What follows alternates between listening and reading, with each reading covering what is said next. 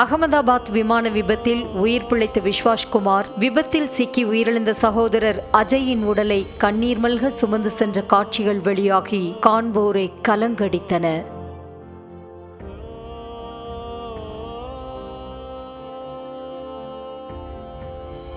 அகமதாபாத்தில் இருந்து லண்டன் புறப்பட்ட ஏர் இந்தியா விமானம் கடந்த 12ஆம் தேதி விபத்துக்குள்ளான நிலையில் அதில் பயணித்த 242 பயணிகளில் விஸ்வாஸ்குமார் மட்டும் காயங்களுடன் உயிர் தப்பினார்.